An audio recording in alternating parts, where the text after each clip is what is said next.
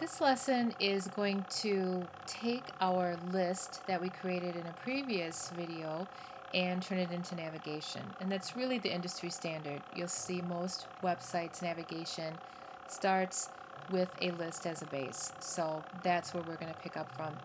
Now I moved my list from its final resting spot over here just so I can see what's happening. On Blackboard there is a PDF which will tell you every rule that you need and the order that they need to be written. So know that you do have a reference that you can refer to, but for now we'll just go through it and it will give you a sense of the rules that need to be written, and unfortunately there are quite a few.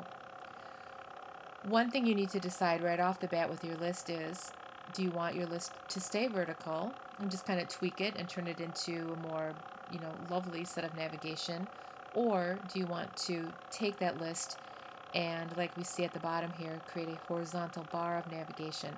And we will do both. For this particular lesson, we'll just stick with the vertical and start there. I want to remind myself that I put this list in a div tag that I had named list box. And that's going to be important because as we write rules, they're going to be specific to list box. The first rule I'm going to write is going to eliminate all of this extra space. You can see the list is pushed in quite a bit from the left and the top by just the inherent properties of the list. So we're going to begin by writing a rule that will strip those out. So I'm going to let Dreamweaver help me write a lot of these rules by selecting a bit of one of these links, using my CSS styles panel, moving down to the bottom, and new CSS rule. If you move right away to the compound, you will have the rule written for you, except in the case of a list, we actually have more information at this point than we need. I'm going to start out being very general and then working the rules more specific. So for this first rule, I'm only describing the list, which is the UL. So your very first rule should be, okay, I have a list in a list box, or whatever you've named your particular div. Alright, so all I really need to do here is go to the box category and say nope for my padding and no for the margin, and no being 0. Alright, so with that change you can see everything shifting up, and kind of weird that the bullets would hang out, but that's our next step, is to get rid of those bullets, so not a big deal. I will select a little bit of that link again, and once more, like a broken record, I will go to the CSS styles panel, new CSS rule,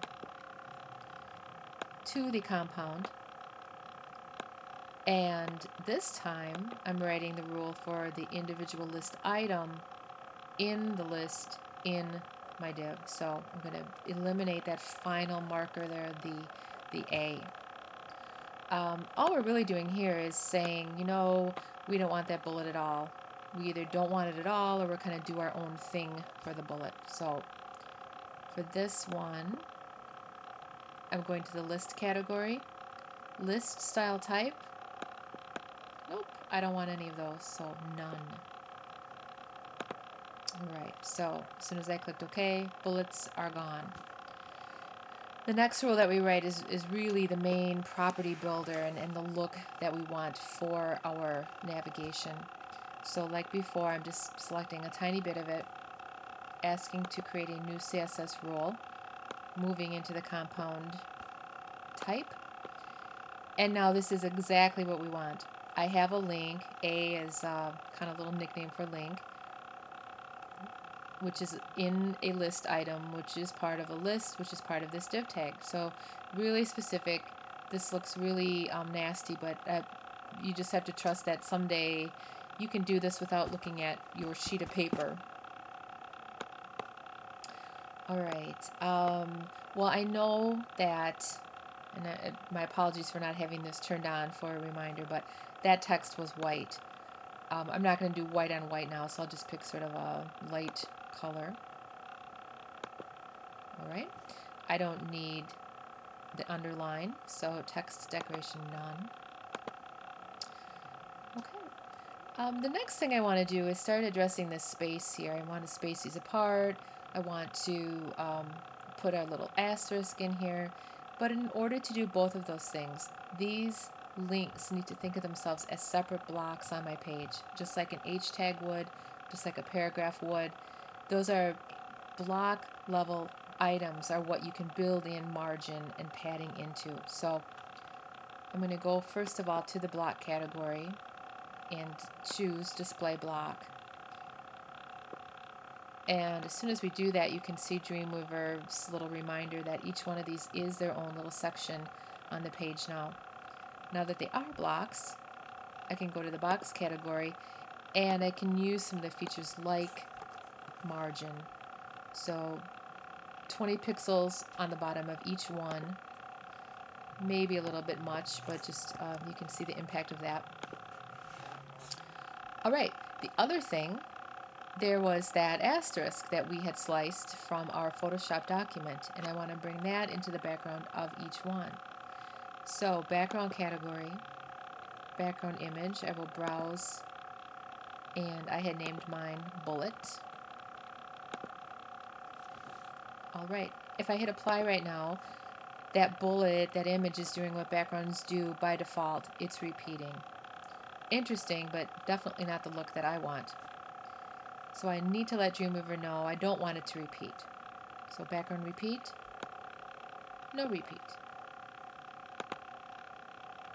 All right, well now we're getting someplace, but I have to move our text over a little bit.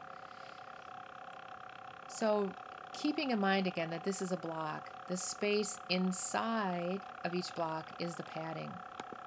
So if I come back to the box category, and I add, I'm just going to take a guess here, 20 pixels of padding on the left, it should push that text right over.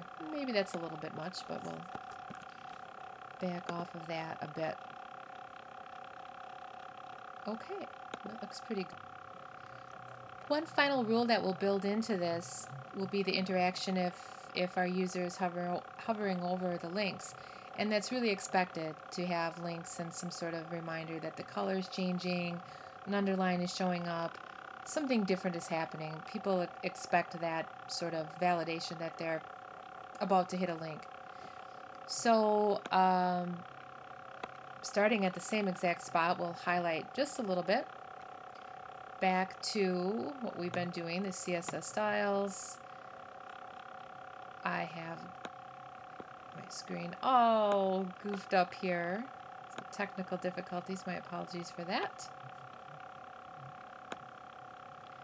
Alright, so oops, I was almost there. I need to get to the icon that will allow me to create a new CSS rule. And I'm going to the compound. This is the rule that we just made, so we don't want to remake that. What we're doing is adding just a little more information on there to describe the hover state. So right immediately after the A, colon, hover. And you really only need to indicate what is different.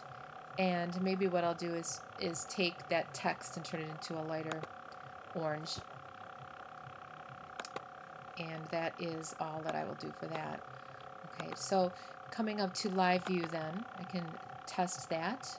And voila, there we go. And if I move this over to its proper location, change the text to white, match the margin a little bit better, I think it'd have a pretty decent match to my sample.